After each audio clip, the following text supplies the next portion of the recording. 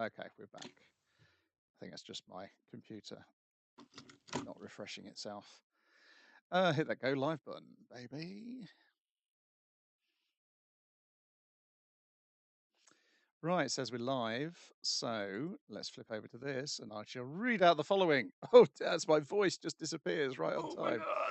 My gosh.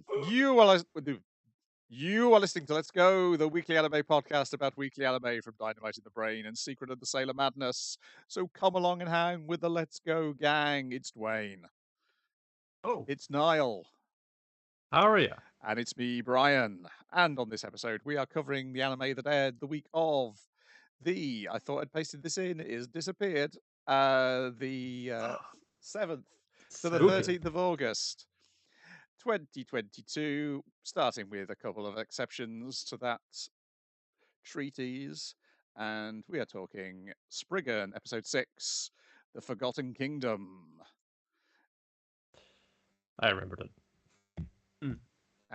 In which we go to an island which was created by a civilization in the past The civilization, presumably. as a what was it? It was like if something went wrong, they were going to hop A onto this island. lifeboat. Yeah, a life. That's the phrase. Yeah. They were going to hop onto Lifeboat this island and jump to another It'll- universe Yeah. until Yeah, it jumps to like a different dimension entirely from this things one. have settled down. So it's been a sort of ghost island that's been appearing, it's in an area where a lot of like ships and planes have gone missing. And it's like, oh, there's probably going to be like a load of like ancient civilization treasure on there. I bet we got to run in there and do it. But like, it only appears for a window of like half a day or a couple of days. So you have to get in there, get in and out real quick. So there's a different crowd looking for it, and you is actually called in. This Steve old man H. and his Foster, crew boat. voiced by Aki Atsuka. Yep, he's gotten to that age now where he's like, if you see like a kind of grizzled, cool, bearded old dude, it's going to be Aki Atsuka now. He has a bandana on his head, so I'm assuming that he's bald under there. I just assume he has a haircut so fucking cool that well, it's so long. You see, it's just dangling out. He's just trying to keep it contained. If it just flowing out like a lion's mane. And also, you can just do the Bill Bailey, just grow lots of hair, so you're not technically bald. You're covered in hair, And on the opposite side of things, we've got the US Navy, who are with Larry Marcuson from the Trident Corporation, a man with a very neatly trimmed mustache, and Bowman, a former agent of Arkham and one of the trainers of you. My favorite part about that Larry guy is because of Japanese naming conventions. Everyone keeps calling him Mr. Larry. He's still just it's so good. Also, he doesn't do anything. He just like menacing. He's like, "Yes, this is all going to plan." And then when it doesn't go to plan, he's like, "Well, that was fucked." Well, fiddlesticks. Yeah. It's he doesn't seem that bothered by things going wrong, and really there was no way for it not to go wrong, because it turns out the reactors that this ancient civilization were using to power the sending to another dimension drain energy from the Earth, and this time they've gone bananas and are going to drain. Is going to massively overload and teleport. They're basically going to take a huge chunk of planet Earth, of the Pacific Ocean, and Japan specifically, because obviously. Oh no, not Japan. I mean, like, I feel like taking a huge chunk out of the Earth is probably going to be bad for the entire Earth, but all right. but Japan. Oh god. That's not so bad. But yeah, obviously these things need maintenance, and they have not had maintenance for hundreds of thousands of years. Well, it depends, because time is distorted around it, because they find shipwrecks of like things that disappeared. The ship from the Philadelphia experiment, where they teleported like a whole ship like halfway across the like U.S. East Coast, that's there. But it's in disrepair, whereas there's like a 16th century galleon, and it's just been like it's actually in pretty good nick actually, or something. Yeah. Luckily, so time doesn't move normally. So it's not just a whole bunch of macho men getting macho at each other. Yoshido has smuggled herself on board the ship, She just comes in. It's the fan man. Like, does it count as smuggling yourself in if you do it in the most obvious way possible? Where like the sailors are like, "Watch out, she's crashing into the ship." But Captain Foster's like, she fucking got a lot of gumption to come all the way out here. So we won't keel haul her or nothing. She's all right. He seems like he's gotten the position and money and wealth and cool laser ship that he has by thinking that anyone who does something exceptionally reckless is deserving of his time and patience. He keeps going to you. Come on, son, you got to take over for me. You have a captain's instinct. The way you did the sweet ass fucking drifting, like it's in Fast and Furious, but it's a fucking giant boat when we're getting chased by missiles. Come on, you're made for this. It's like, no, I just wanna. Because their initial pointing out is just like, hey, I thought your super ship would have like cannons on it and shit. And he's like, yeah, but they'd never let us dock anywhere if we had giant cannons because we're not a military vessel. Unlike that U.S. military vessel that we're coming up against, it's shooting missiles at us. Fire the laser cannons. Yeah, this is definitely the episode where it's like, oh, Arkham aren't fully on the up and up. Oh, for sure. I mean, like, an armored muscle suit isn't intended for like people with physical disabilities. It's intended for war. Yes. Is the purpose of that fucking I think thing. Markuson explicitly says, oh no, they take these alien things and they turn them into weapons, just like we would. Yeah. And then the fact that they got these secret lasers on their ship as well is like, yeah. And then of course Bowman he used to be Arkham. He switched sides and he's trying to make you realize basically the fight he has with you all the way through. And well, briefly they stop where they get yelled at by Yoshino because she points out the island's about to go and destroy itself. And but they just gotta settle this. Yes. Yeah. But it feels like set, but before we do, it feels like Bowman's still training you. The fight feels like he's still training him. This is like his last lesson. Like while he trained him how to fight and with a knife and what to fight for, it's just like, I need to impart this knowledge on you before I fucking go out. Because like I'm passing the torch on to you. I became a private mercenary because I was like, well, at least I can pick my fucking jobs. You know? Yeah, this is the most Metal Gear it's been. Oh my god, super Metal Gear. It's like fun. I taught you the business of CQC, but I need to teach you something even more important. It is like what you're saying is almost like the will of the boss, but I'm saying today's allies are tomorrow's enemies and so forth. Yeah, I don't think there's. I played most of the Metal Gears, but I don't think any of them have ended fighting on a pyramid. But it feels Metal Gear 4, it basically. Yeah, it's armored muscle suits and then the blades. Really, yes, it's fucking there's loads of that in there, and I love it for it. I love it like that kind of thing. I kind of like wondering then like just with the turn to it's like Metal Gear was out before those comics came out, whereas it was that in.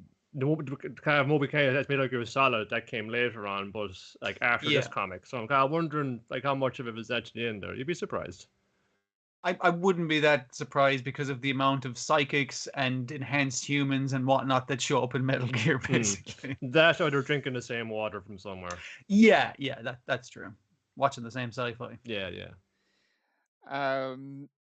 Yeah, so they basically it's like, oh, we'll destroy it. They find a nuclear bomb, luckily on the island, which they're going to use to destroy. The secret third one that was meant to be dropped in Tokyo in World War II, but we didn't get around to it. Yeah. We'll use that to destroy the reactors, and then in the meantime, we'll have a macho fight to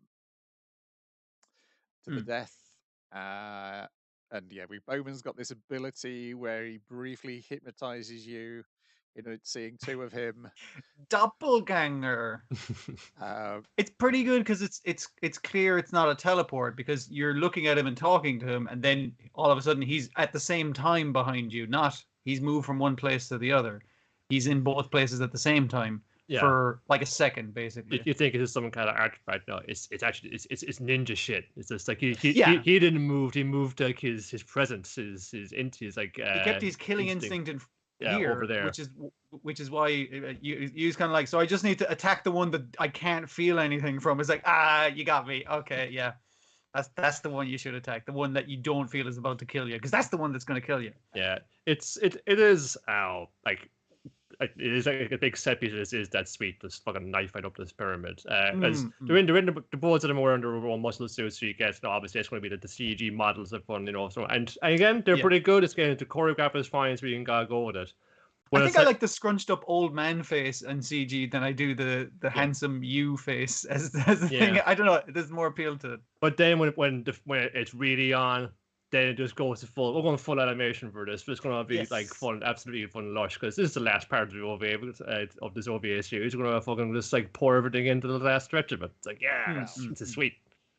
Well, that's fine, unless if you stop the credits, yes, you might think this is the last part of the OVA series. Exactly. Yeah. If you let the credits run out, you realise this is only halfway through this series.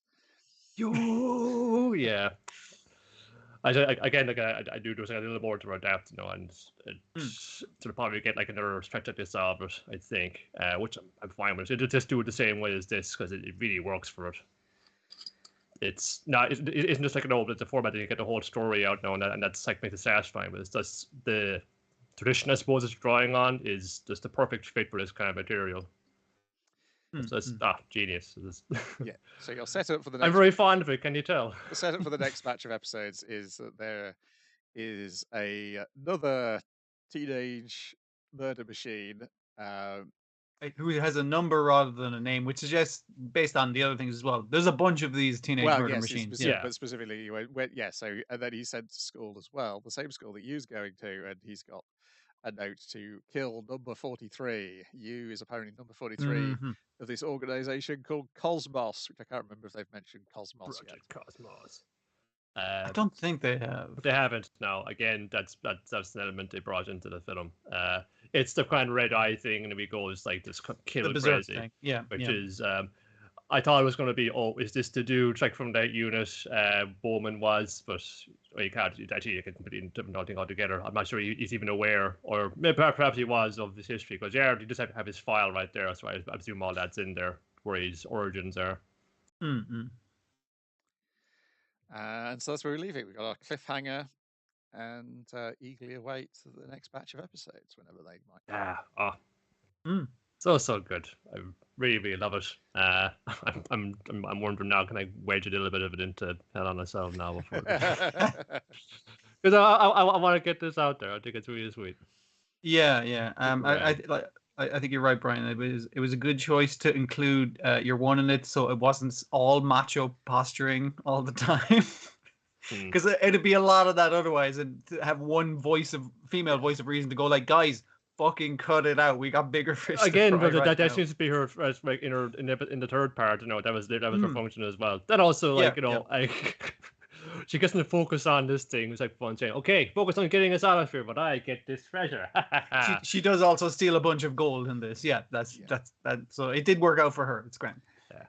Then we got episode 7 of Bastard Heavy Metal Dark Fantasy, which is called The Demon Beast, in which we meet Kai Han, the second of the 3 sorcerer generals sent after Dark Schneider, who's definitely. But more importantly, is he more beautiful than Dark Schneider? Yes, yes. Yeah. Yes. They have a fight. It turns out very quickly that this is actually a lady. Would you believe it? Oliver Harper fell off, but it's all done in the best possible way. Well, that's after he's had all his clothes blasted off. This is I guess this that's is another true. episode where he spends most of the episode stark bollock naked. He gets his dick censored this episode. Yeah. That's just his war face, man. That's how he intimidates his foes. It's like get show him everything. You got nothing to hide. No tricks. If this is how we have to get to seeing Undead Unluck done, like in terms of comedy censorship, I'm just like, that's fine. I'm okay with Undead Unluck, I want to see that swinging censor bar, like in oh no, yeah, I do want it moving around for sure. Yeah. That will make it funnier. Yes. Yeah. And there's stuff about if you were she's going, I'm not a woman, I'm getting that weird noise again, which must be caused by Skype because I only hear it during Skype calls. She's like, he's like, you call yourself a warrior, not a woman, but if you were more confident, you'd be happy calling yourself a woman and a warrior. And is it a copy? Yeah, you're trying to define yourself as one thing and definitely not the other. They think it's a Medusa, but is it supposed to be a cockatrice? It's a cockatrice. Yeah. Yes. And this is the most. She has a magic spell that's like drawing on its power to petrify. It's an ancient god thing. It's like no fun. Oh, I think there's all the ancient gods, but I just knew which one it was, and she kind of lets it slip upon saying, "Oh, that jabroni, my ancient gods, I'm kind of a bit fun. He's just like the fucking errand boy for them, like So I can override your spell now that I know." Boop. Like, is that supposed to be like an arcana check? If I know what ancient god you're in charge of, I need to see if I know a guy that's like his boss, and then I'm good to counterspell. Basically, is that something like that? Also, the design of the cockatrice really puts the cock into cockatrice, and also the balls. They add more snake to the chicken part, and it's yes, and it has very big circular hairy thighs. Also, it's what do you call the chicken jowls? I can't think of the name of it. The dangly bits. A waddle. That's it. A waddle. Either side of its face expands into big. What would you call it? Like big balls. Let's call it that. Before it spews forth its toxic petrifying spray. Yeah. You know, like a penis. Yeah. Well, these monsters, they're meant to embody the fears of mortal people, So this is someone is like someone's feeling a little bit someone's scared of cocks, inadequate, let's say, and is manifested as this thing, and it wants to make you rock hard, That's Schneider does comment about what a gorgeous statue he's going to make when he gets turned into a statue as well. He's very concerned when he can't figure out who the god is. It's like, I gotta die in a cool pose. Just like Zoro. Sean Airy, she shows up to help Schneider fight Kai Han. Yeah, one of her spiders takes the killing blow, because your one's kind of saying is like, but you can be revived from a statue, but not if I smash you with this. I think her sword gets smashed pretty early on, probably along with her armor. She picks the sword up later to cut all the spiders down, and then it shatters after she's done that. Because it's like they go back and forth in their shows of power. The three of them do. I mean, she does have a little army of orcs just for Dark Schneider to kill, to show how impressive he is at the start. But they don't matter; they're not important. Don't worry about it. So the gas gets knocked back and it breaks the crystal, and then we get sucking the poison out. It's one of the things of Dark Schneider does nothing, because it's basically like, the wind changed, but you weren't paying attention, whereas I was. This like highly trained warrior just goes, oh shit. She just real Butterfinger moment. And then we get this poison being sucked out of somebody's body again. Oh yeah, it's fucking. It wasn't from any place dirty. However, the angle that they framed it from made it look like that. Yes. Careless whisper. Yeah, it's a gag. It's gone to twice. It's allowed one more time for the 3 times. It's funny, but after that. If he has to do it to this vampire lord next episode, it'd be very funny. Yeah. Yes. I assume the guy's a vampire or a lich or something. Anyway, the way they're going on about it. Wait, they called him the Count or something, didn't they? Something like that. He's named after a very specific heavy metal singer, if I remember correctly. Oh fuck it, he was, yeah. They said the name and everything. Fuck. Yeah, there's a fun bunch of those. Yeah, it was like her god. Oh my god, Yingwi Malmsteen. This is can petrify you with a word. It's like, Yingwi Malmsteen. Yes, he's based on King Diamond. Right. Okay. Yeah. That's more of pretty much.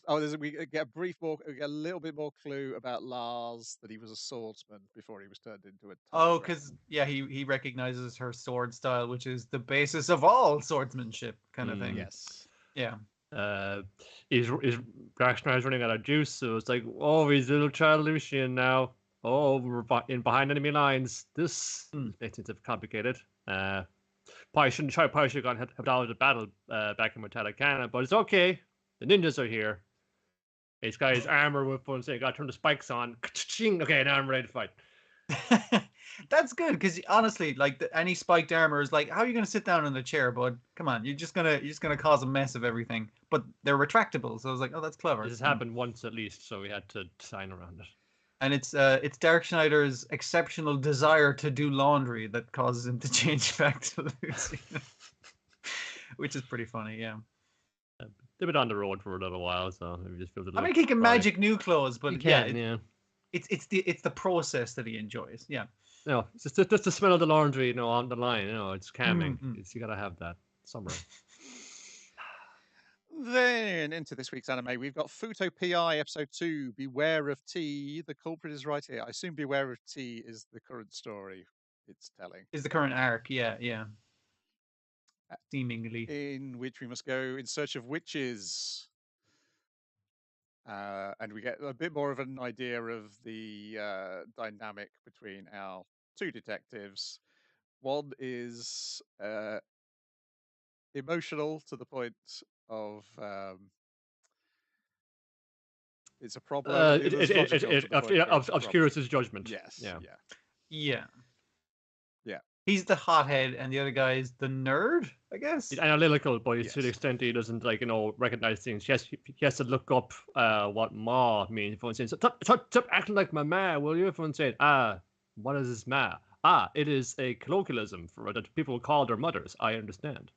It's a bit like that, so you can't kind of, they have the kind of thing. But they get on together because he works the streets and he works, the virtual library, which actually there's probably some kind of cosmic library. We're just going to run like a little search on these things, on the internet. A little bit more than that. Yeah. I think you've actually all known information that's ever been, ever is, or ever will be is stored in here. And we also learned that there's a shadow version of the town. As well. So Philip figures out that Shitaru is attracted to Takime, the witch in question, but he's like, the clues still point to her being the road Dofant. Yeah, this dame has gone and made you daffy. The Yakuza get involved. There's the warp point that brings you into the shadow side of town seems to be located around their offices, so they get caught snooping around again. We get a cameo from another character from the TV show, Akira, the kid, which will basically establishes that this is a year after Double. Just entering middle school, already has a pretty female friend in the class anyway. Which makes this grown man very jealous naturally. Yeah. A lot of this is just introducing you to what was like the main gimmick of the Kamen Rider W was these memory things, which are this strange technology that you plug into which accesses latent human potential, i.e. gives you superpowers or turns you into a monster. And it could be a little plastic thing you could buy and plug into your belt. Yes. So that's fun. The sweet belt buckle. Or probably more so a sweet USB drive you can show off at the office. Check this out. Excel spreadsheets. Kamen Rider style. So Shitaru tracks Takime down to the fountain where she's having a bath. And they have a chat back and forth, and then he realizes when he sees the Gaia memory that she's keeping it tucked under in her underwear is that hers is damaged. Also, she's got amnesia. So all she's knowing is that when somebody's appearing, hers is heating up. So she's using that to take advantage and loot bodies when she finds it. She's a thief, but not a murderer. And then the Yakuza shows up, and they're like, "Oh, you're gonna have to kill her." And he's like, "No, it's not her, but whoever it is one of you guys because hers is heating up." And one of the henchmen turns into Road.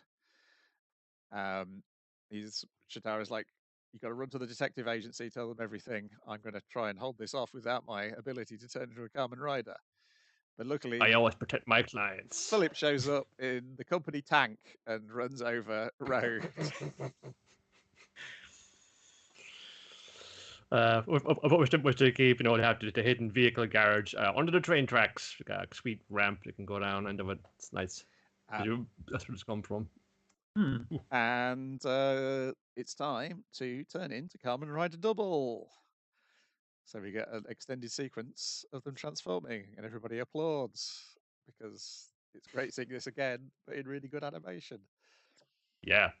Well, I should look to see how it does work. It's just like, is this so the two of them fuse together necessarily? Is that one takes on this takes on the kind of the power bit of the others, because Philip just kind of flops into a faint. So I guess he's just borrowing his his energy for a little while. Yeah, I think early on in the series they're both in the body together.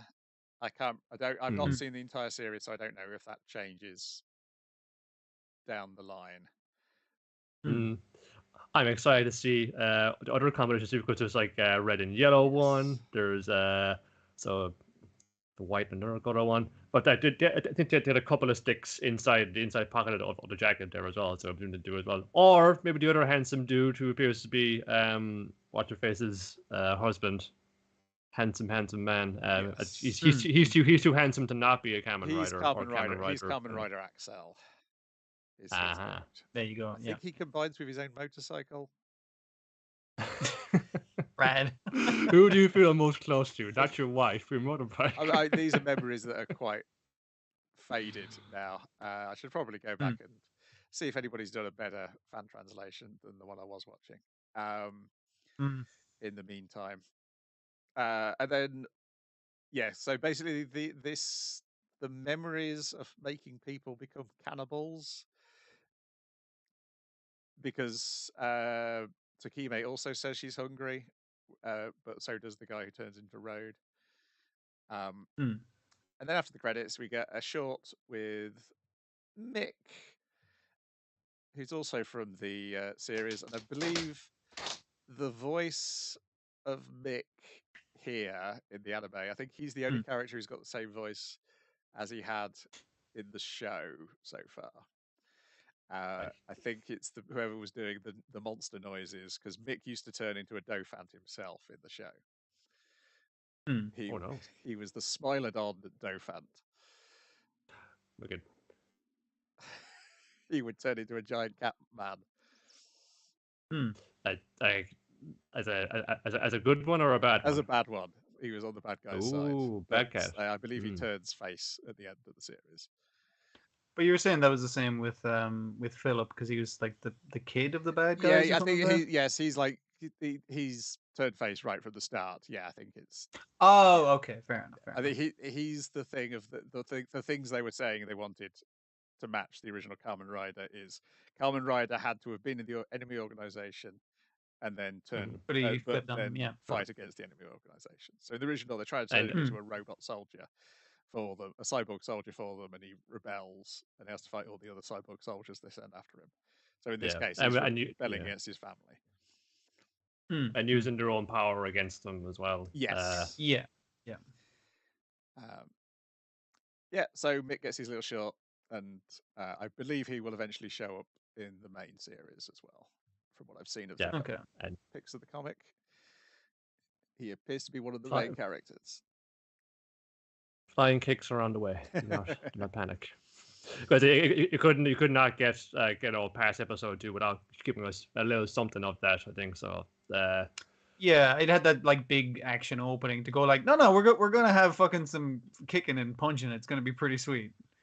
But yeah, they don't want to lead you too along and go like, no, look, at the end of this episode, he's Kamen Rider. You're gonna get some kicking and punching. I know. I'm interested to see there's like different color combinations. Just put 2 and 2 together. It can be rearrange people and get like 50 different combinations. It would be fun. And we briefly get a flashback of the villains from the original series. Yeah. As well. I assume screen actors, costumes for all the monsters. Yeah. Yeah, it's basically saying, well, we know we appeared to have taken care of it in the first series, but there's still a few of the memories flying around on the black market. So yeah, I think it was cool to see them all laid out, because of what you got an idea of the kind of art design of the costumers there. Because it was like kind of some kind of like recurring sort of motifs in them. It's like, oh, that's kind of cool. There's like let's see if to keep that in this as well. Because the monster we do get, so far anyway, they're not like something complicated design like that. You think, oh, it's going to be a CG thing because all the vehicles are. I think the monster be as well, but they're not so far. Not even the Kamen Riders are. It's like it's all fun, really full on. So yeah, I'm going to see how long they can keep that up. Mm-hmm. Then next up in the list is Yurei Deco, episode 6, Smiley and the Flying Lost One. I watched these two again, like just today, close together, and it was just like, oh, there's another like amnesiac private eye case we got to solve here, involving robots and stuff. It's just really melding together, and I also has an alternate kind of virtual like version of the town. Oh, there's a transformation into a cyborg as well, so I think that works as well. Yeah. You're right. Deco, take out that mask. It's Kamen Rider all along. Put on this mask, Ryder. That's how it goes. So they do unmask somebody. Yeah. They do. Our client this time is Doron, a drone that Smiley found, and they try to help it find its owner. The logic being that this is a pretty good piece of kit. It's clearly an illegal drone, so whoever made this, A, probably paid a lot of money for it and would be willing to pay us for its recovery, and B, it's illegal, so we could get some money out of that for them. There's money in it, basically, is her initial thing. But Finn and Hack aren't really interested. Not really their jam. Yeah, whatever. Seemingly. Some boys for the last toy come back to us, we got something serious. We're trying to do real work over here. But this is real work because this is like linked to things because they access the memories of it. Let's just plug it in and see what kind of codes on there we got. No, this dude who playing like the Phantom Zero like MMO game with, he could be your owner, so we'll follow that lead. What's the thing they're doing at the start? They're like running a simulation of one of Finn's worlds. Yeah, there's which is an interesting like thing as well because like they're trying to like let's say while you're inside this, you're also like having this like a effect on it, so. Like Finn is like what we see and saying, you got like kind of this combination of objectivity and subjectivity. You need some objectivity to kind of help shore up the bits when subjectivity kind of gets too runs away and loses the run of itself. You kind of need some objectivity to kind of help shore it up and keep it kind of rigid and firm. It's why Finn refuses to like partake in the VR world, but control it from like the outside. Yeah, at least why he says it anyway. Yeah, but it's also introducing the idea that as much as we can give up so much, it's just automated. The computer will do it for us. It knows what's best because it's objective. It's not. Whoever programmed that, their bias will cross over unconsciously or otherwise into what the computer does. And you also know that as well because it's not like nothing bad happens on the island. Somebody is subjectively taking out all of the unsavory material, so everyone thinks that they're happy daffy. Yeah, because initially the thing Barry thinks to look up for the drone is like people who have bought parts for drones or like to modify or make from scratch, and it's like, okay, that's easy, and it's like, all right, but that search parameter is too wide, and it's like trying to. The human element of figuring out is like, okay, what are the specific parameters we need to put in to narrow this list, that kind of thing. Yeah, that was also a scene in Fuuto PI. Yeah. We're going to our search or SEO terms to kind of narrow it down. Yes. Yeah. That is going to be, I mean, like it is currently the thing that you kind of need to do if you need any information. It's all fucking there. It's just like, how do I find it though? All dumped in one shit pile. You dig it out. So we get to see Smiley without a mask off because they discover that Kearney is this man is Kearney who lives at Sunflower Retirement Home. Berry goes there, thinks she sees Smiley, and goes, "Oh, sorry." The girl turns around and she's not wearing a gas mask, and she's like, "Oh, sorry, I mistook you for somebody else." I see what they call you, Smiley. But it turns out it is Smiley, and. So it's interesting that her mask is like a literal giant gas mask, which does disguise her face pretty fucking good, honestly. Because you wouldn't have thought that was the same person. Basically, wouldn't forget. Yeah. There's no Kearney, but there is Madam 44 who lives in room 44 of the Sunflower Retirement Home. It's not even that there's no Kearney because when they're getting questioning and then getting questioned by the nurse robot. It's kind of like no one of that name has ever been here. No one of that name works here. That name doesn't exist. So it's like, can I see your ID, please? God. That's not. This guy has died in the retirement home. That this guy has ceased to fucking exist. It's like, that's no good. He also has a different name we learned from Adam. He is also Mr. Hackett, the designer of the Phantom Zero Nation game. So not only was he playing the game, he's the one who designed it. And it's in his name, no fun. Hack it. It sounds so much like hack it. He's trying to give us a message. Hack the system. Hack the planet.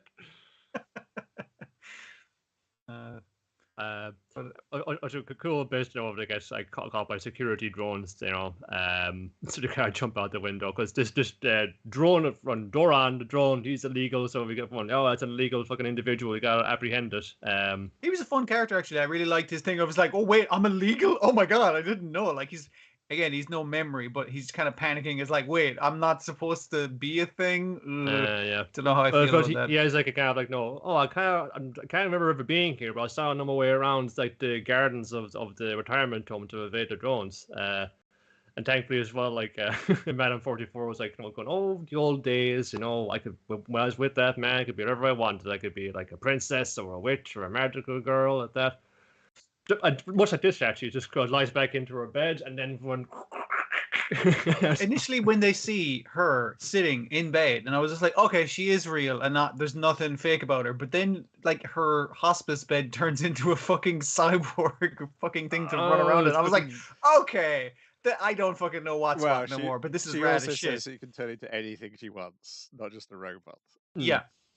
Yeah. But the robot is pretty fucking sweet. Where it's just like, again, it's like the rollerball thing she is rolling around in VR kind of thing. But this time it has two giant arms for grabbing shit and doing crazy stuff. It's great fun. If you want to see a film about that and only that, I can recommend Rojin Z to you. About an old man who gets a robot bed that gets possessed by the spirit of his dead wife, and they go off or to the seaside together and rampage through the city on the way. Sounds good. It's really good. This was good. Armed with information that Hackett is involved, all of a sudden Finn and Hack are now interested in this mystery. And do they run the game themselves? Yeah, in an isolated instance, in a simulated environment, and it's initially, I'm guessing because he might have programmed it in while he was in the retirement home. It's a virtual version of the retirement home, so we get like a kind of a repeat of the chase sequence in virtual reality. But the robot still knows his way around it because he was programmed to run it basically. Yeah. They pulled the mask off the Phantom Zero security program that's there to keep out intruders, and it's Kearney. He's only that mask, or at least some simulacrum of him anyway. It's like, oh no, I'm Phantom Zero, get out! And then he just deletes the whole space and they're out of it. Like it seems like he deletes the drone initially, but it's more so that he deleted the deleted information, so now the drone is aware of what was going on. Jacked out. But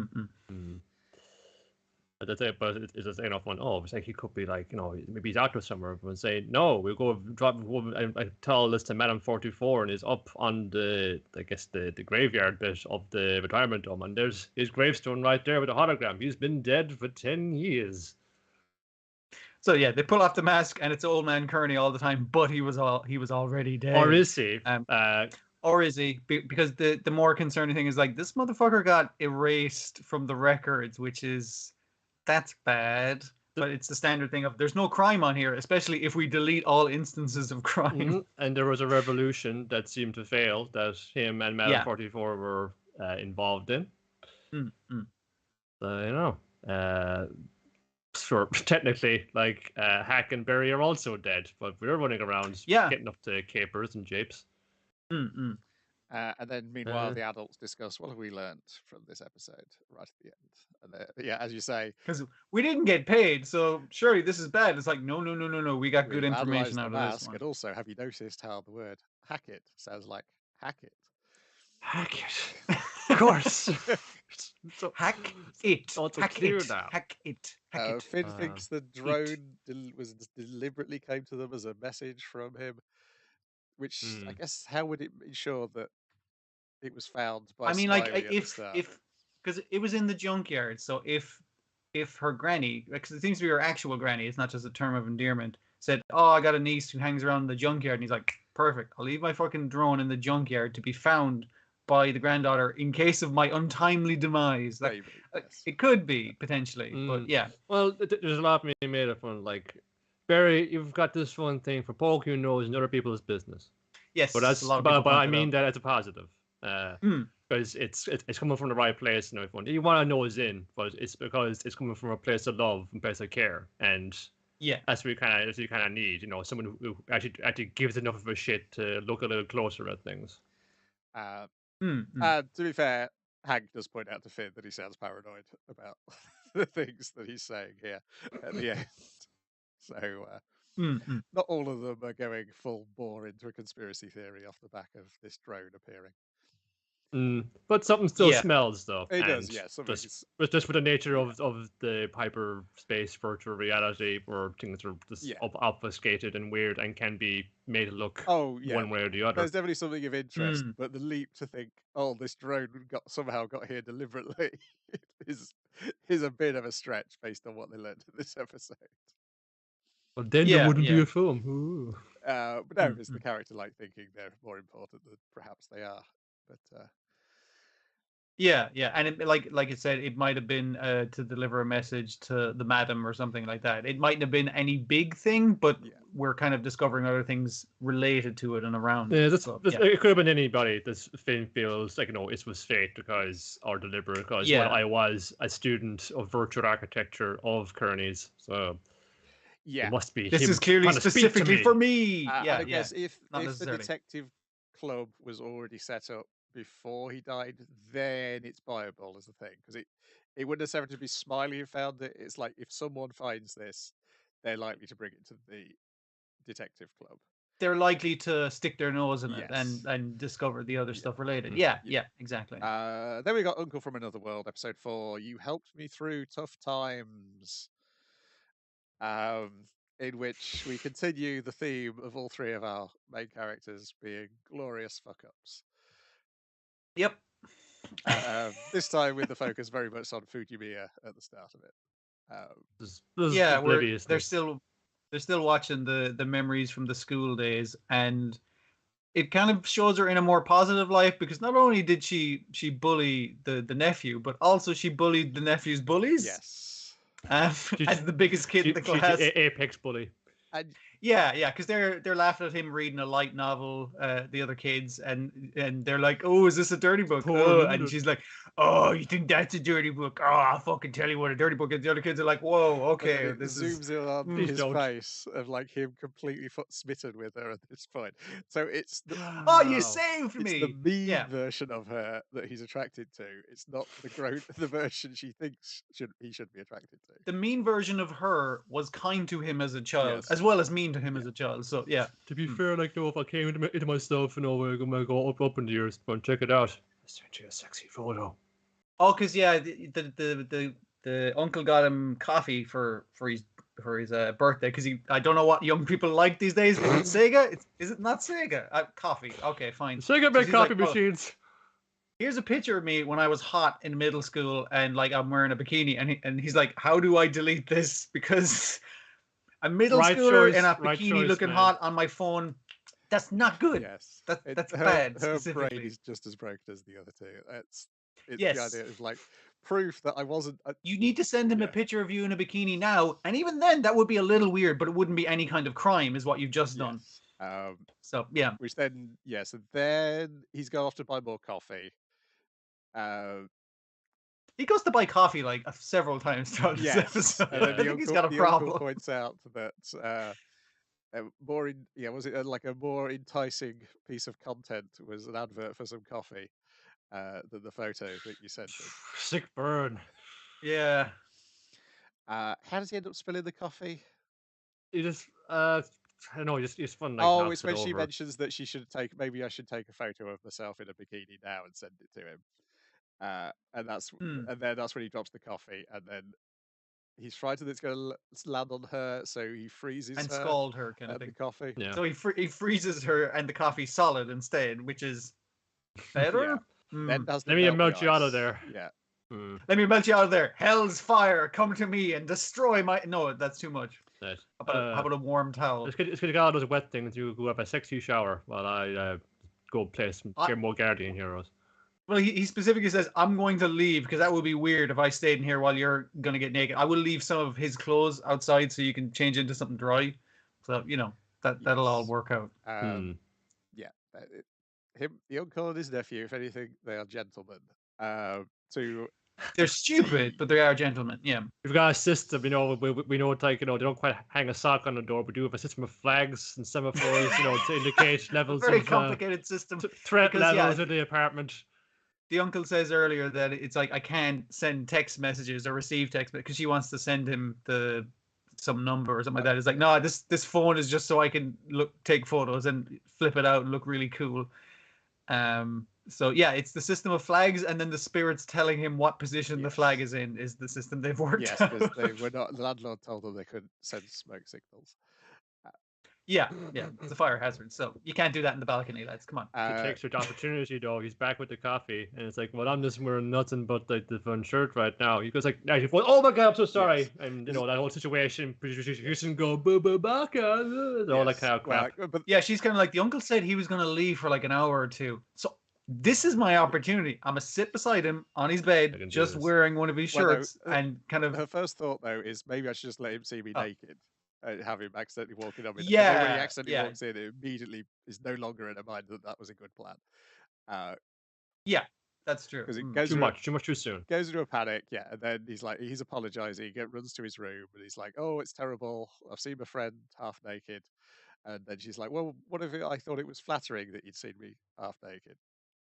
And he's like, I appreciate you saying that, but I am going to take responsibility for the situation. She's like, oh shit, oh fuck, it's working. And then the uncle comes in ready to murder because he raises the flag at half-mast upside down, which means an emergency situation. He's in the phone saying, okay, nephew, where are these bastards at? I'll get them. Like, uncle, I need you to erase my memory of my naked friend. He's like, oh yeah, no bother, here we go. Let's fucking go. Yes. Hilarious. And then she stops him from doing that. Yeah. Like, no, I need you to think of me naked. That was some of my best stuff. Come on. It's so close to being the romantic comedy that I need it to be, but it's not quite getting there. Yeah. Then they watch some more of his memories. They're watching his memories playing while he's playing Guardian Heroes in the next room. He's left his memories play. Yeah, the reason they're watching is she's just turned 20, so she can drink now. And then watching him when he turned 20, and he held off drinking for 3 years. This is my first fantasy drink. World. Because it wasn't legal. So yeah. And then they're also shocked of how old he looks at 20. He looks exactly as old as he is now. He looks basically the same. He hasn't aged at all. It's rough out there being at half work, you know. No, that's how he's always fucking looked, basically. And then they're discussing puberty hit him like that. Discussing ages, and that's where we get into like it's a bit of like, oh, here's slang he doesn't know because he was in a coma. Here's slang they don't know because they're too young to know the slang. So that's a bit of back and forth. And then eventually during the episode they learn that the pinch to a chance bit of slang he learned from the Pure rule book. Because it's a really cool piece of advice. It's like, if you're in a pinch, if you're in a bind, your back's against the wall, that's an opportunity. It's like, actually, I did fucking watch one of the finals for the Puyo fucking things, and someone did like an 11 combo to fucking win, and I was like, holy shit, that was fucking rad. I've heard tell of like, you know, the screen, like the full screen clear. Yeah. The chain reaction is used and followed up and saying, this guy's losing. He's never going to beat me. Wrong. I was just waiting for the last piece to drop in to just explodes and just fills their entire screen. The instant I'm always kill. happy if I can make like a 3 or a 4 combo. I'm no fucking good at that shit.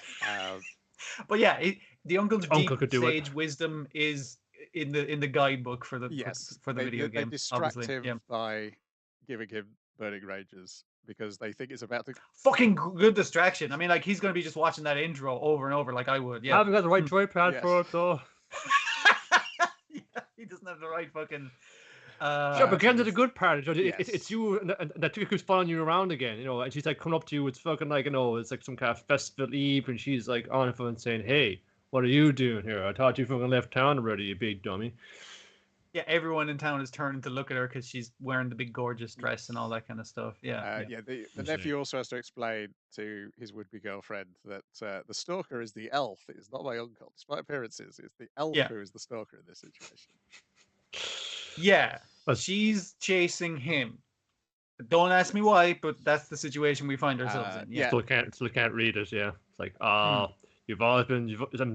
I'm actually really happy you're here. You've always someone who's always there to there support for me, and I need you right now. And saying, what? I think you and me need to go back to my room. And I say, oh my God, it's happening. Yeah, it's all right. Come on, there. This should be right here. Let's just find that key. Yeah, I'm gonna be right. I'm going right in.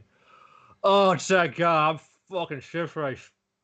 Thanks for helping me in my room. I'm just gonna go sleep now. Bye. I'll see you tomorrow. And she's just like, it's like, no, everything he said was, take me to my bedroom. I'm drunk off my ass from one beer. But it can be easily interpreted as, I am making my romantic feelings towards you known, and I'm making sexual advances. It read one way or the other, and when they kind of fast forward his memories to the next morning, because the uncle's like, oh yeah, fucking no, I was out of it. I was blacked out, drunk that night. Let me fast forward for you. And it's clear she's been crying all night. Oh my God. This fucking guy.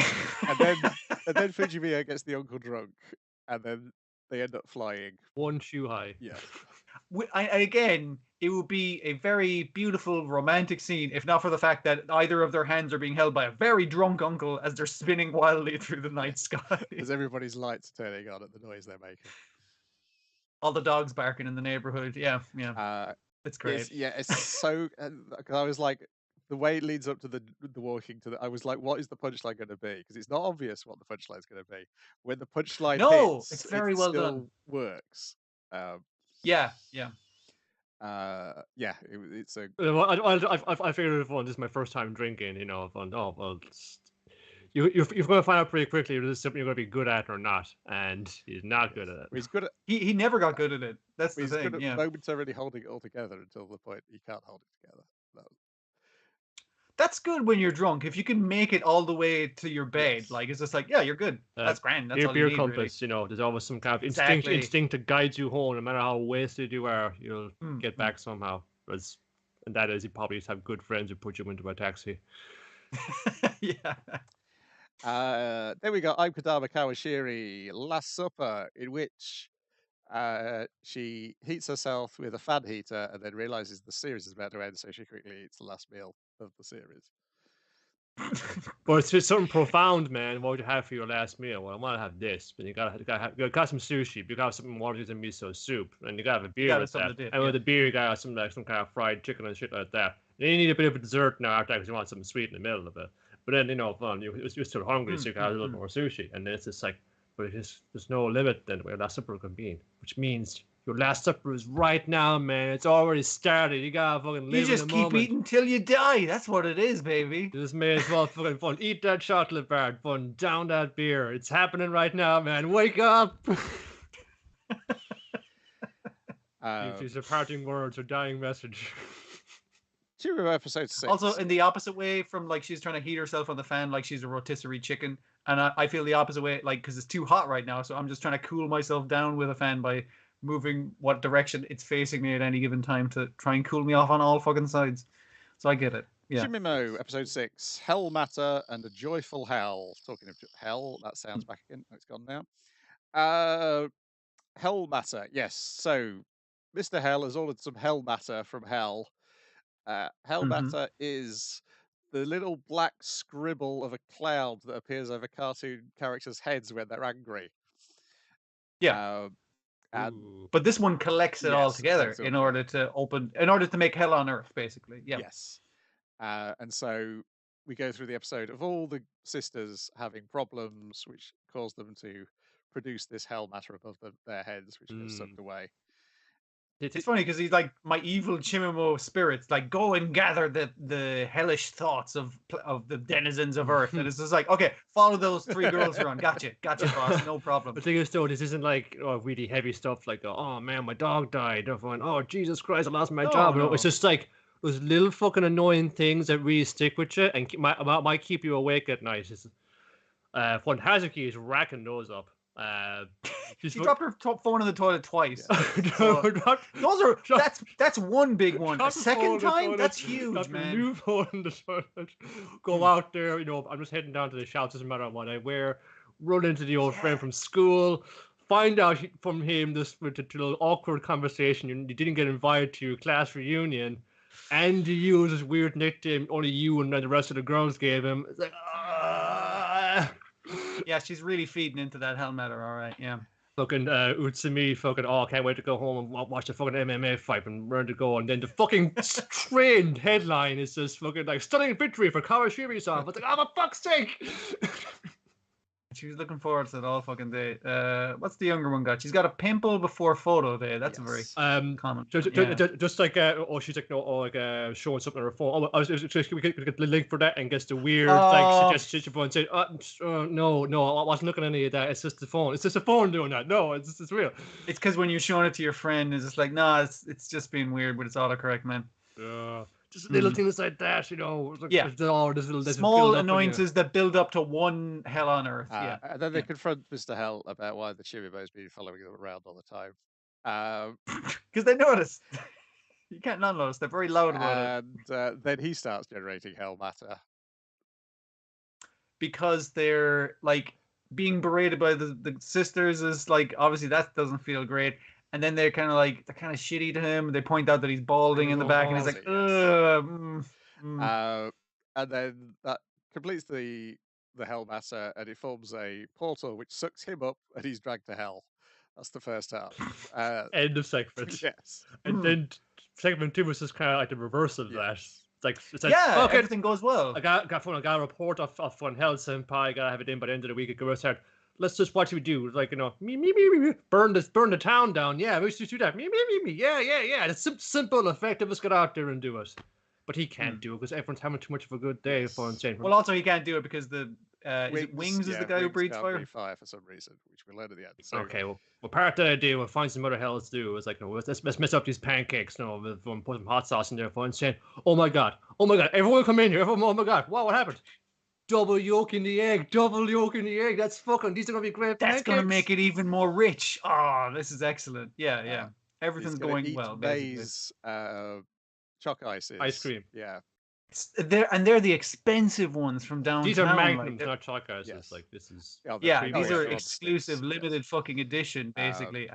But eating the last stick is like, oh, I fucking won. I'm gonna get myself a free ice pop. Turns out he's the 10,000th customer. And he won a selection of every flavor in one box. And put that back in the fridge. Then. Montage of everybody all the sisters being lucky and Mr. Hell being lucky. Yes. Now these again, not like huge like fucking things like you won the lottery. Just like ice cream lottery. It's like this. Yes. Feels good. Yeah. And then at the end they discover why Wings could produce any fire. It's because he got a bit of hell matter stuck in his throat, so he coughs it up, that forms another portal which sucks him in again. And such a good day as well. Like, you got the extension on the deadline because Hell Senpai had to leave on a sudden business trip. Like, yes, I can crack open a beer right now. Oh yeah, if I'm drinking in the middle of the day, it's great. Yes. I admire the God Spirit for one thing. We're just gonna do the same thing but backwards. For our second of the episode. It shows a confidence, all right. And then at the end, there's we get another little short bit with Hipster at the mustache. Sorry, yeah, I forget which. Hipster's the one with the bow tie, isn't it? Yeah. He's ostensibly there to gather bad experiences for the hell of Well, she's relaying her heartache onto him, and he's like, stroking his mustache.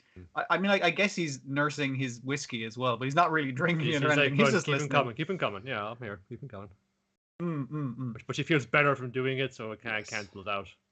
Again, it's a nice reversal. It's like she is giving him the negativity, but it feels good to vent. So yeah, win-win. Just little wins to help cancel out those little fucking annoyances. You know, it'll all come back to you. And then he does rub his mustache as well at one point. Yes, pretty good. Then we've got Dragon Quest: The Adventure of Dai, episode 90, MYST and Kill, secrets revealed, sort of, almost. Most of the way there. Suspicions of my own probably started kind of confirmed. Our heroes give up because Pop's not here, so they've lost. Yeah, they're basically like, well, none of us can do anything to stop you because none of us have any abilities that are quick enough. And even Yuran's like, yeah, I'm super quick, but I obviously can't do any damage to you. So yeah, do what you will. And Kilburn is here as well. It just seems like a fucking major downer. Fucking Adman is gone as well. Before that, we got Mistfern says how he deflected the attack, and that's the clue Yonkol needed to work out who Mistfern is. Yeah. These guys are all using Phoenix shit. Yeah. They're the same dude. Whoa. And Mistfern's like, yes, you were almost right. But you're most of the way there. Yeah, but so you don't get the rest of the way there, I'm gonna kill you right now. Because that might be bad. Discuss it with obviously. Dai after he dies. And then Kilburn shows up and says, yes, Mistfern, why don't you go ahead and tell us what your secret is? Come on, you may as well go full villain mode and divulge. You're grand. I'm right here. I'm gonna help you kill these guys after. It'll be totally fucking cool. This is classic stuff, man. No, I'm all about this. It can be total like muhaha. Nothing you can do about this. It's good shit. This just a good one. Mr. Gunn is like, Kilburn only ever calls me Mist, which is my original name. You're not really Kilburn. Whoops! You got me. Take out that mask again. It's me, Avon. I'm using a spell to turn myself into Kilburn. And now let me tell you the second half of the episode, what I did to Kilburn. I killed him. Yes. Yeah, so Kilburn got out, and his severed hand was like, well, his severed hand is there, and he's defeated forever. And that's, wait a minute, that glove was filled with magic sand. Shasha! And magic sand that would pull him towards the magic sand. He could use one of the fast movement spells to get to the magic sand. Yeah, Zoom or one of those ones. It would pull him towards the magic sand, and it's like, that's why when I grabbed you, I filled my glove up with magic sand, and then I retracted my hand into my sleeve, so you'd cut off the sand glove hand and not my real hand. Yeah, it's very complicated. Well, I love how because he's not the fucking hero anymore. He's lost that kind of bit of him. You know, he's got to resort to Joseph Joestar shit to get through. Pure shenanigans. And it works. It fucking works. So yeah, even that Kilburn gets his swords hat. Gets that recharged by the little dude. That comes afterwards. But yeah, well, let's come to this. Sorry, you're right. Come to this. Tears his arm off. My blood. Yes. My blood is made of very same stuff as the underworld magma itself. You light it on fire, you get some fucking serious heat off of that. Yeah, well, I can probably see if I can kind of cut it out by Advanced Thrash. Nope, not Advanced Thrash. No way, no how. This is like from playground rules, unmissable attack. You can't beat it. I don't know how you survived getting like blown up by the judge robot in the other dimension in the shadow realm, but this is going to take you out. He threw a bit of the robot there, so I assume he just killed the robot basically. Anyways, no more traps. This is my fucking last thing. Die, motherfucker. And it's like, okay, he's dead for sure, but he jumps through the flames and cuts him good. It's like, oh, what? Come on, what's going on here? Oh, it's the ghost of Hadlar. He's just surrounding a lot like this, but this motherfucker, he was supposed to be dead. But it was the ash of Hadlar still had enough magic power to defend him from fire. Avon's treating it like, oh, it's a miracle. I mean, so a miracle saved me from the spell and your spell. Also, we should because the ghost of him shows up and smiles. Bursting through the flames with Avon's Thrash has now set Kilburn's blood on fire. His blood is flammable. We did establish that just now. Yeah, but Kilburn's having none of those. It's not a miracle. You're just covered in his ashes. That's what's protecting you. There's no such thing as a miracle. It's science. It's magic science. There's a rational explanation for this. The ash of the underworld guy must have protected you from my underworld flames. There's probably a legitimate explanation. I'm not accepting this as a miracle. That's bullshit. Then as he's screaming, burning himself to death, Piraro comes in and says, "Please save him, Avon. I'll tell him not to be bad anymore." So Avon saves him. He's my best and friend. Then He's my best friend. Immediately tells Culprit to be bad. It's like, let's get him, because my little buddy here can give me all my invisible blades back, and I'm gonna nod all around you. If you take one step forward, you're gonna die, Evan. I'm gonna get you now. I wouldn't do that if I were you. Yeah, so what? You lay a trap? No way. Oh, my head fell off. Yep. Yeah. I brought one of your invisible blades, the one that was stabbed into me. I brought it with me and then put it in front of where your neck was. So if you step forward, you chop your own head off, and you did. So because I knew you do that after I put you not on fire. Those are the rules of the game we were playing. And he explicitly says a living being cannot survive having its head cut off. So I assume later on, Kilver's going to have survived having his head cut off. If he's out, I've said this before now, it seems like there were a lot of dudes in this who were out, but they came back. Yes. Yeah. But it's nonetheless satisfying to have this kind of shit pulled over on him. And it kind of did fun needed a bit, because at this state where we're at, we're fucking, presumably, as the rest of the party believes, Pop and Brokeen have been erased from existence. Now, the implication that Avan might be dead as well. It was him going for like a super bummer ending, we got fucking game over, man, game over. But no, little fucking Wing comes back, and I was getting like a little bit misty-eyed and saying, "Oh, it's fucking Hadlar again, man. He's just the fucking man of the match. He's just been there, super stand-up dude, all the way." So we should say the implication is that MYST Vern is the real Vern somehow, though that's what Huyunkel said, and MYST Vern's like, well, that's not quite right. Right at the end, Avon says, I figured it all out, that your secret, Dark King Vern's secret, and I'm going to tell you all about it next week. Because Kill Vern, he centuries ago came into this service because he was sent there by somebody else to help you out with this. Someone who Vern knew was like, "Oh, your master is that guy," and it's like, yes, that's totally the case. Yeah. And I've come here with the explicit name of Kill Vern to help you out, and it's like, oh, so you came here to kill me? I fucking see your game. All right, you can work for me. No bother. Well, I'm thinking now, like, fun. This like, the Verns are facets of his spirit kind of split apart or whatever like that. But I was thinking as well, like, there was that legend of this climactic battle, apocalyptic confrontation between the two dragons of the underworld, and one of them triumphed. I haven't seen that dragon before, and how can this be a Dragon Quest if you don't see a fucking dragon? I also assume the black shadowy thing with eyes on MYST Vern's forehead is something. It's some sort of, like that's one entity, and the body that it's attached to is a different entity. Because it does look very dragon-ish, and part of me thinking that it looks like the fucking dragon crest that appears on your forehead. Yeah, and it's the evil, like, the symbol of the Dark Army is like, it could be like a demon thing, but it's like, very triangular shaped head as well, with horns out there too, and that could be Vern maybe a little bit, but looks a bit more like a dragon, doesn't it? Anyway, 10 more episodes to go. It's still pulling the shit like this off. It's really fucking, it's like, wrenching at the heart. It's good. I really don't mind when it's like, I'm going to pull my bullshit on you. Not if I pull my double bullshit. What about my triple bullshit? It's fine because it's very entertainingly done. There's nothing wrong with that when it does it in a really fun way, which this does. Yeah. It's always fun to see that dude, get done dirty himself. Then we got Detective Conan 1054, The Spark That Fell on the Ranch, Part 2, in which a rare occurrence of an adult, non-spy, non-child detective being the one to explain what's happened and figure it out. Also, no murder.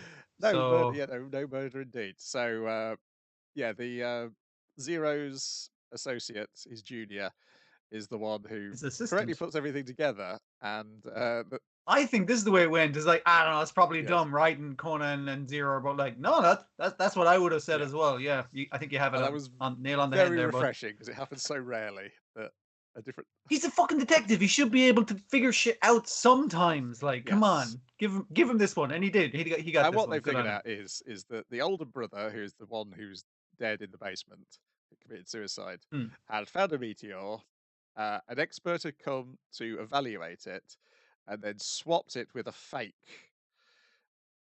Yeah, because they find like a rock that's been painted to look like a meteor that's cracked open, and there was a struggle where the yellow highlighter was dropped in the argument. But so yeah, the owner, the farmer, was tricked out of this meteor kind of thing. So obviously this is what kind of drove him to suicide. It's like, oh, that could have been worth, what was it? They were saying like 100,000 yen or something like that. Yeah. Something that could have fixed his farm, basically. Enough money to fix that. So the younger brother's trying to figure out which of these three meteorites, there's 2 meteorite enthusiasts and 1 scientist, is the guy responsible for driving his brother to suicide.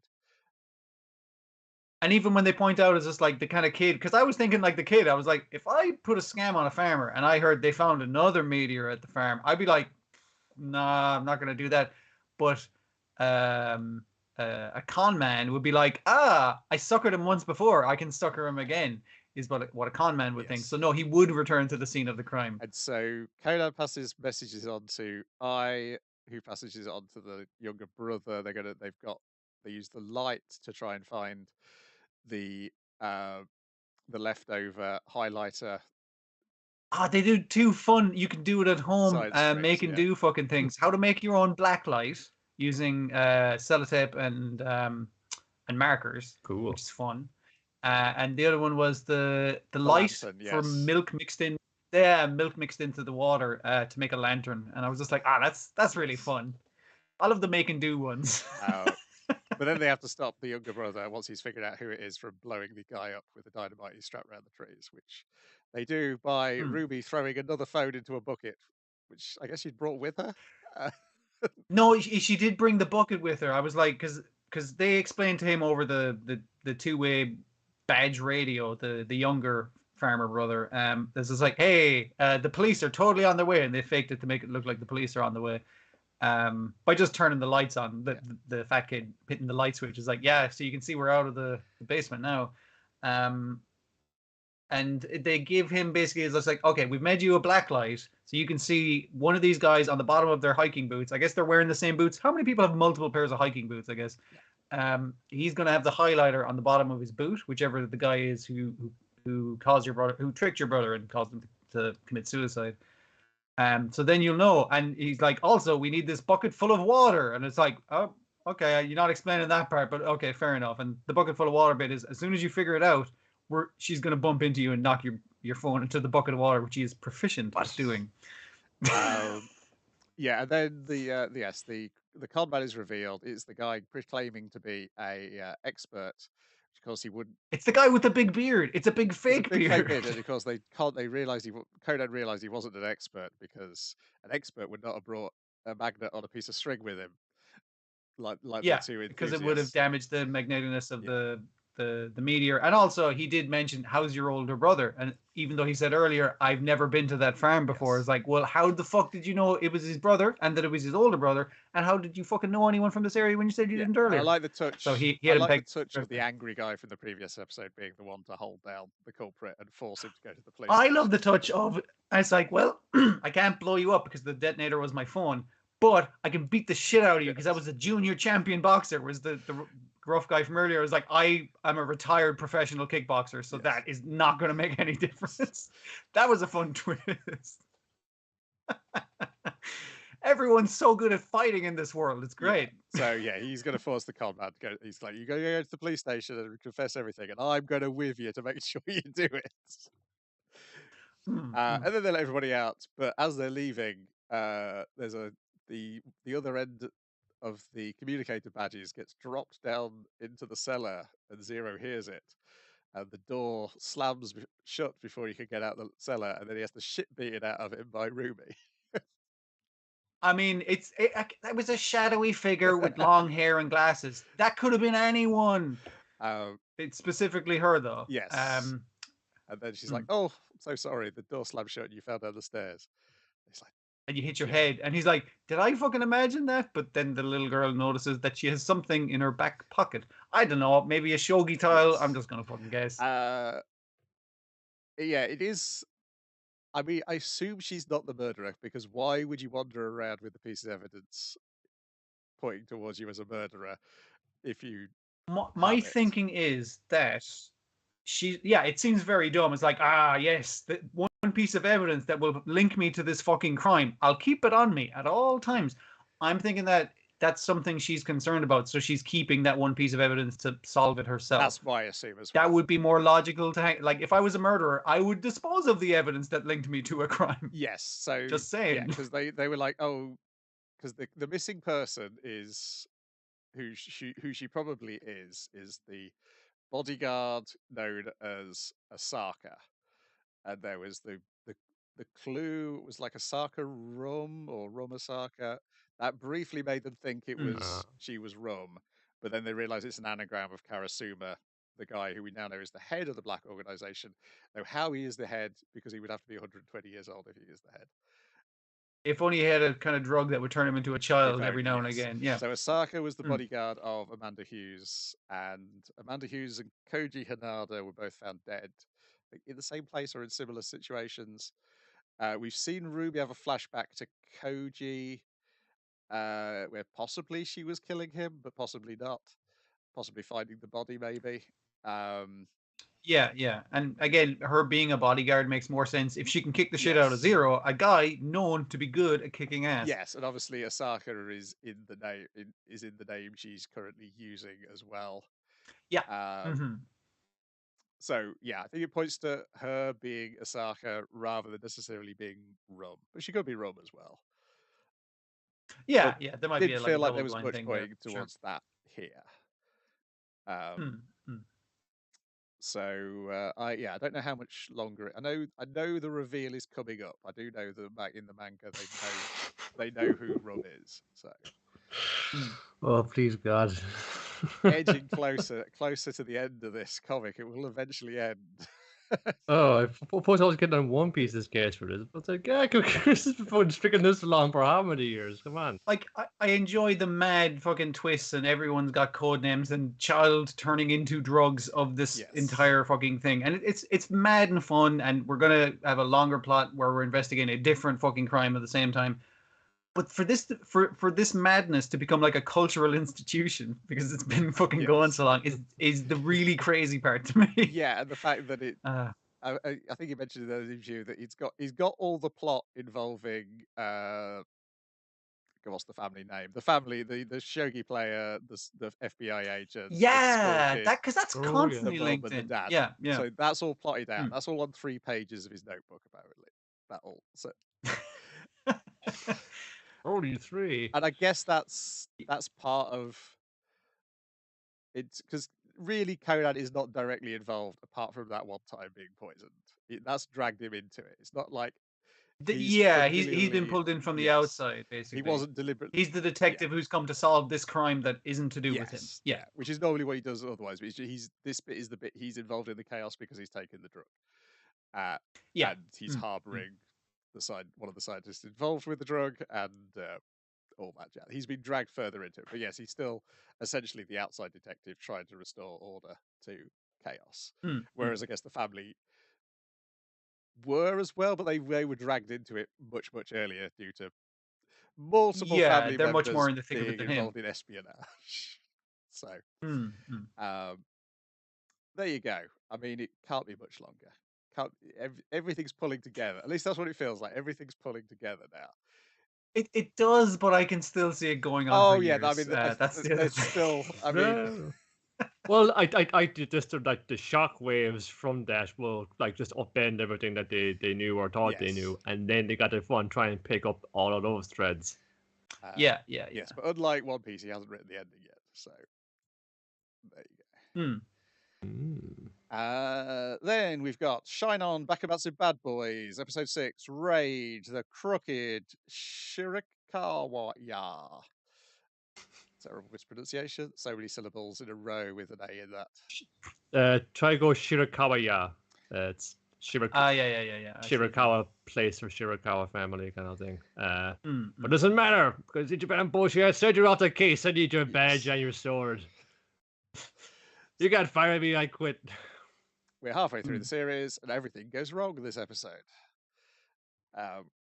It really feels like a kind of like a big. It's played as like a big loss for the heroes. Like, we really fucked up this job, and at the end is like, we will be disbanded surely halfway through the fucking series for this massive failure we've done. Tell the hero already disbanded in a way. It was everyone was fucking killed. All the members are dead, basically. Yeah.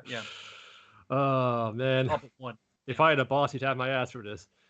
I like the thing of like the random dudes that they brought in just to fill out numbers. It's like, hey, where's the leader of this thing that we're going to do on the raid? It's like, oh, he's got the flu, and it's like, oh, okay, that's awful. But yeah, that makes sense as to why he wouldn't be conducting this raid as the leader of the group. Yes. Instead, he's getting drunk with a historical figure. Trying to remember which one he is. Hikojiro Uchiyama. Because they both have a thing for their family. Yeah. Not that way, not in a weird way. They love their family. That kind of way. He is like also as well somebody tied to this investigation anyway, and it's told he's got valuable intel. Don't kill him. No, nobody killed this dude. Capture this man alive. Yeah. Except he's like while walking home after a night in the town with Ichiban boy, he's like, "Fun, hey man, you're all right. We should go drinking again sometime. Let's keep going." Like, oh yeah, the bars are all closed now. Let's go home. There's like he's tied to the masked demons. He just says, "Okay, after this job, I'm out. I'm going to for my sister." Yeah, my sister's going off to get like basically having the drunken thing. She's getting married. She's like, I don't need to support her anymore, so we cool. And they're like, well, if you want to fucking walk away, no problem. We're just an evil organization. That's totally a thing we would allow you to do. See to this from me, please. And then you get all the vagrants in disguise and watch them go by, and it's just like, oh, he's being followed. I think that was the same guy in multiple disguises. He ran around the corner, probably bloody. Was more dirt in there. Okay. Oh, yeah, that's talking to people in disguises. I'm pretty sure in lots of those flashbacks in Uncle from Another World, there's a woman in a hood who can be seen in the background. Yeah. Oh. There's definitely like at least 3 more party members to the party he's constantly trying to run away from. We haven't come across yet, so yeah. He's kind of sulking as well. We're trying to get on with the raid. You gotta go out and do it. But he's just fun saying, "No, man, Suki though, he couldn't be a bad dude. He was such a nice little boy. He's such a nice kid. No, if only he said he fun killed our mother. That's no way it could happen, man. Not my brother. No way." It was strange, even though when he was like 9 years old, having that weirdly deep voice. It's like, "Hey, big brother, I really hope, we don't push out fire one day."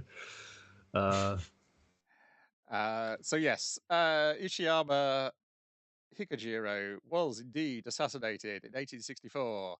The chief suspects are the Shinsengumi. That's in the real world. My God. Okay, so it's not diverting from history as much this time. No, not as much this time. So yes, they go investigate his basement, and he's got some. They raid the building. Everyone's fucking gone. That place has been cleared out, so we got to check the basement for clues. Hey, this basement is spooky as shit. What's going on? It's filled with kerosene. And it's got a cool machine in the middle of it. But we're not quite sure what it is. It's like, and you're never going to find out, Shinsengumi, because it's really. Well, no, he specifically explains what it does. He does say what it does, yeah. He's like, let me just, I see this sword, I kill the guy, and it's got his soul in it, and I'm going to plug it into the machine by stabbing the machine, and it goes into the machine. Now, everywhere's on fire. Deal with that, motherfucker. I'm out of here, and I'm locking the door behind me. And then he goes to his brother. It's like, okay, the guy over there who's got the key, you can fight your friend here you've been having drinks with and get the key off him and let your friends out, or you can let your friends burn. What are you going to do? And by the way, I killed Mum. Let me reiterate how I killed Mum. Listen, I definitely did, and I'll even put it in a reasonable thing. Your man said, either you kill your mother with this sword right now, or I'll kill you. So I killed her. And I was just like, oh, so you were like kind of forced to, or something. Yeah, that's samurai movie set of events. I'm half thinking is like, will it kind of show that scene again, and the mother actually threw herself on the sword to save her son or something like that, that kind of way. We also see that the original leader has got a mustache at this point in time. I don't know if that's supposed to go, oh, if you're Japanese, I know who had a mustache at this point in history. It might be that person. Or at least somebody who's known for that. Yeah. I assume once you stop wearing like the generic mask, you can grow a mustache, because it's like, well, you're going to see the mustache underneath my mask, so I can't really. What was that old, like it was like on the Cartoon Network, a little interstitial bit where it was a bit from like the evil organization from Birdman, but they all had the same like outfit, but you could only tell who the leader was because he had a grow to fun. Had the little pencil, Number 12, are you trying to grow in a goatee there? You should know that facial hair was only allowed for executive class henchmen and above. And the rest of you as well, you all got like one handlebars and chops.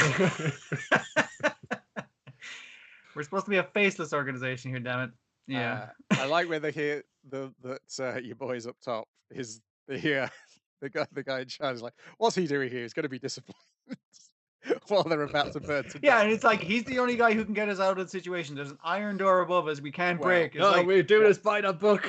The tragedy is, of course, is that he doesn't get them out of there. They get themselves out of there. I know. Because, they basically... Is it the doc sets it up like a trail of kerosene and... the bombs and bombs that he has brought with him. You can't destroy the middle trap door. You destroy the frame the metal trap door is sitting in to get out. Yes. But the unfortunate thing is, as soon as we explode that, right, the oxygen's going to come rushing in. That's why we're all choking to death. And it's going to make the flames come further. So we need to run while the fucking fuse is going, and hopefully not run quick enough to run into the bomb, but quick enough to stay ahead of the flames. It's like just like that film, run towards the explosion. Independence Day. Yes. Yeah. It's a good action scene, but in the meantime, obviously, he's had to fight his best friend, his drinking buddy, a guy he met once and got drunk with. To the death. And they kind of come on him as like, why have you killed the one guy we said not to kill because we had to take him in for questioning? It was to save your lives. It's like, we saved our own lives, so this is completely pointless. But in the process of doing that, we burned down all the evidence that might have been there. Yeah, they're like, this doesn't look good for the Shinsengumi, does it? They're raked over the coals in the press for this one. Yes, hell, when they come back. But yeah, I like the fact that we don't see the fight. We just see the after effects. So it's like, you're going to have to fight him back in the basement. And then as soon as we were out of the basement, it was like, oh my goodness, he's stabbed him to death. Yeah, it kind of hits. I mean, I don't know if they're going to show it the next episode, but it kind of hits harder for that. Like, we know he had to fight this guy who he had like a personal connection with and that kind of thing. And the fact that he's murdered him is like enough of a thing. It's like, yeah, we didn't need to see the fight play out. We just showed the action scene where they're running away from fire into an explosion. Yeah, it's a lot of fun, question mark, for an episode where everything goes wrong. Well, it's again just that early on. It's just it's just completely ballsed up, But like any good cop show, they can only solve the case once they're off the case. It's the only way. Yeah. So now if they're all off the case, they're all going to solve it together. I was wondering if they were like in the kerosene business and like jacking up the price of kerosene, so Japan would have to rely on the power of souls, and they would have the soul supply. I don't know. It seems a bit weird. It's definitely power sources they're concerned with, but souls are also a power source in this universe. So. Yeah, I don't know if any specific happened in 1864 regarding kerosene in Japan. Nothing comes up on an immediate search. But yeah, it also is like, if I can't remember his name, the all-purpose criminal, if he hadn't picked that lock when he was told not to pick that lock, then none of this would have happened. Yeah. But it's like, we're doing a raid. We got to check the basement for evidence since nobody is here. Yeah. So it's not just your boy to blame. It's they're all kind of to blame. If they brought him with them as well, then there wouldn't have been a problem either. But I mean, like, they did the thing at the start where they're all saying to the chief, it's just like, hey, I think he should come for this reason. I trust him. I respect him as a leader. He's the heart of this team. And then the assassin guy goes like, yeah, but he won't kill his brother, and like he's probably going to show up there. And they're all like, yeah, you're right. Yeah, that would fuck us over, wouldn't it? And it does. So they were right. They do manage to hold him off when they're fighting him in the basement, though, as well. We should mention that. They've all got their certain skills which allow them to avoid his death blows, such as smelling him. Smelling him, or having a gun, or various other or just not falling for his taunts. Yeah, there's that as well. And that, I mean, like the fact that they get themselves out of the basement themselves does show that they're not fucking incompetent. They are a good fighting force. And it's not just Ichiban Boshi was the only one. He is the main character who's got the most like investment in this bigger plot. But it's about the rest of them too. Like but I hope they make room for more little like we'll see different card pairings as well. Try and get to the bottom of the rest of this case because those are or just more pairs if you like. I just want Sogen and the monk to just more of them discussing religion and science together. They were great. That was a good bit. Well, let's wrap it up because for some reason it's telling me I've got no internet access even though I'm still speaking to you. Okay. So that's the end of the podcast. Hang up any second. Oh God. Back next week. Goodbye. See you later. Bye. Let me find the right button. Very strange. It is quite odd.